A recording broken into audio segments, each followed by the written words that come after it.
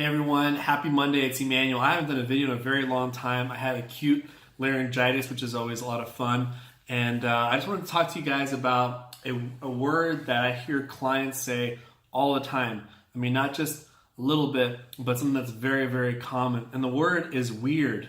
So if you're taking notes and maybe you want to gain some interesting insight, I think one of the things that I am trying to let people know more and more every single day as an energy healer, as a body code practitioner, is that it's not so much learning new things. Those are always great, to learn a new trade, to learn how to speak, to be a good leader, read some John C. Maxwell books to become a great leader, things like that.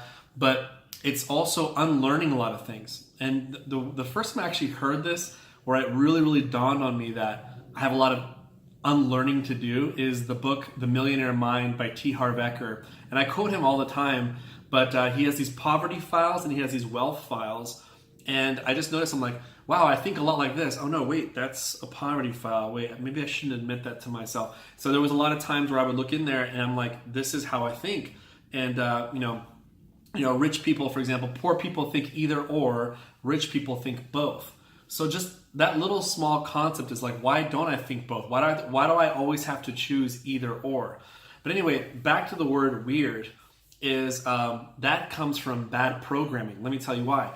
One of the things when I start clearing people's heart walls, so if you don't know what a heart wall is, it's when you start removing trauma from your heart, you may feel love from those around you more. But also, whether you're a believer or you believe in the creator, or you believe in the higher universe, whatever you feel, whether you feel like the universe is giving you love or the creator, whatever your belief system is, I always tell people that sometimes when you clear your heart wall, removing all this trauma from your heart, it's almost like you being reborn again as a child, where you just felt more from the universe. Now, the interesting thing is that besides feeling the love of those around you, there's a little kick on there too, which is that you might feel more love from above, or you might feel more love from your creator. It's almost like we built these huge buildings when we had all this trauma happen in our life. And as a practitioner starts breaking down these buildings, all of a sudden the sun kind of peeks out. Now, the sun's always been there, but the buildings blocked it, and you were kind of in the shadow of it. Picture that. And so now every time you start breaking the top of the building, all of a sudden the sun starts hitting your face, and you're not used to feeling warmth in your face. Now get this, for no reason at all. See, something that needs to be completely unlearned today is it possible that a being from above loves you unconditionally? Whether you're a good person or a bad person, that you're kind of growing in your progression, you're not there yet, you're an unfinished product, you haven't succeeded in your mission yet. Is it possible that there's a creator that's loved you from the beginning? And that's what I'm trying to tell people, is that as soon as they feel that, because they'll be like, wait a minute, I was sitting at a park and I wasn't doing anything. There wasn't anybody here. I didn't get a special text message, but all of a sudden I felt this love just show up out of nowhere. I felt like something or someone loved me. And I felt this amazing peace. And it felt, guess what they said? It felt weird. And I tell them, hey, be careful with saying the word weird.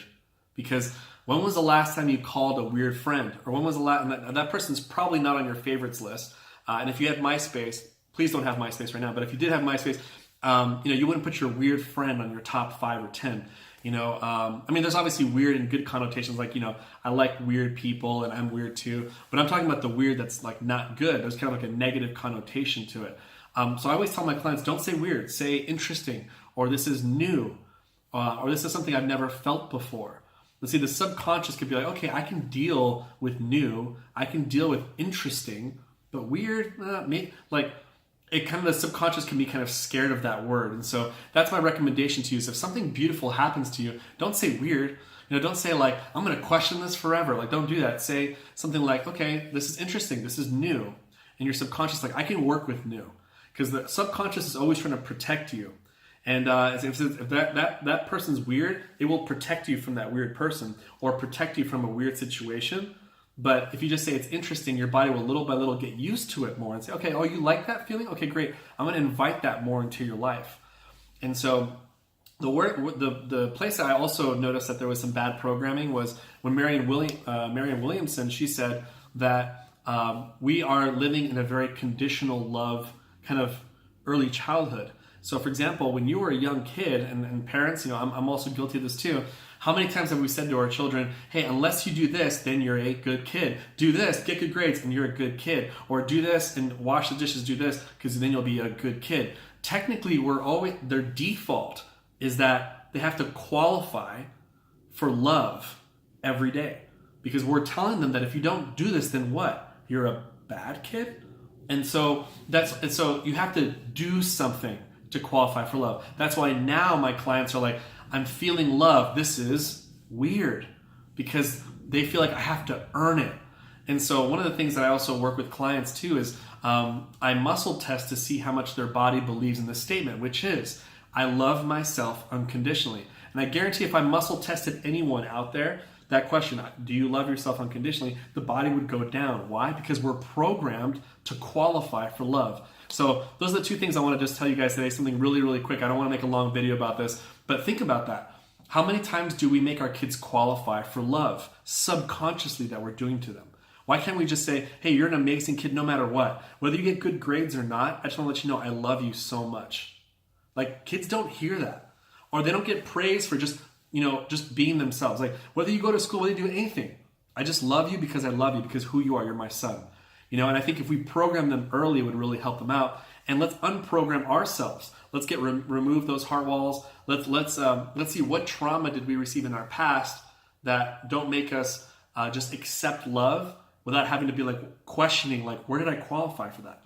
And I think that's one of the big plagues of our society, is that we're constantly saying, I don't deserve love, I don't qualify love, I'm unworthy. That's all bad programming. And so hopefully I opened up your mind to that idea. If you don't know what a heart wall is, I'll place a video below this. That way you can kind of learn more about it. That'll help you to kind of feel more love from others, feel more love for yourself. And I think that's what this world definitely needs. So with that, hope you enjoyed this video. Hopefully this enlightens some area of your life, and hopefully we'll be in touch soon. Feel free to comment below what's the thing that kind of stood out for you with this video. All right, everyone, take care. Bye-bye.